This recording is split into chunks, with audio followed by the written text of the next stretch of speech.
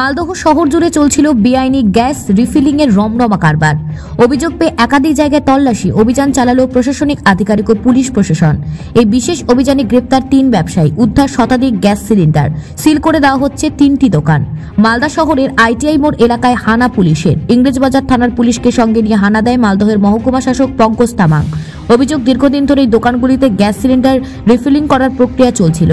মালদহের মহকুমা শাসক পঙ্কজ তামাং জানিয়েছেন, এ ব্যবসা পুরোপুরি বেআইনি। জেলা শাসকের নির্দেশে অভিযান চালানো হয়েছে। আরও বেশ কয়েকটি জায়গায় একই রকম ব্যবসা চলছে বলে অভিযোগ রয়েছে। পরবর্তীতে সেসব এলাকাতেও অভিযান চালাবে প্রশাসন। কমপ্লেন এসেছিল রিগার্ডিং এই আপনার রথবাড়ি যে আইটিআই মোড়, ঠিক যেটা রথবাড়ি ফ্লাইওভার আছে তার নিচে কিছু দোকান illegally gas filling refilling sell যেরকম করি তার খবর এসেছিল। এটা অবশ্যই ডেঞ্জারাস ট্রেড মধ্যে পড়ে।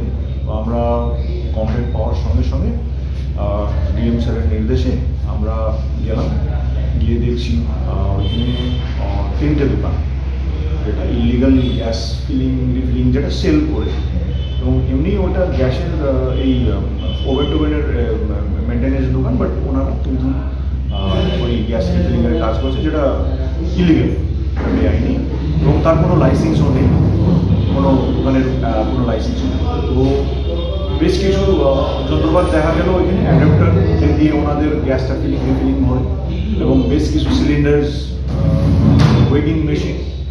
আমরা সরাসরি পুলিশ ছিল, সরাসরি আমরা সিজার করলাম। মোট 2টো দোকানকে আমরা সেদিনই সিজার করে সমস্ত যা যে আইনি পদ্ধতি মেনে অ্যারেস্টও করলাম 2টো দোকান ওনারকে, এবং আজকে একটা সিল করেছিলাম সেদিন আমরা, যেহেতু সেদিন দোকানটা বন্ধ করেছিল পাশের দোকানটা, সেটাকেও কিন্তু আজকে আমরা সিজার কমপ্লিট করলাম এবং অ্যারেস্টটা করলাম। মালদা থেকে পরিতোষ সরকারের প্রতিবেদন, নিউজ টুডে।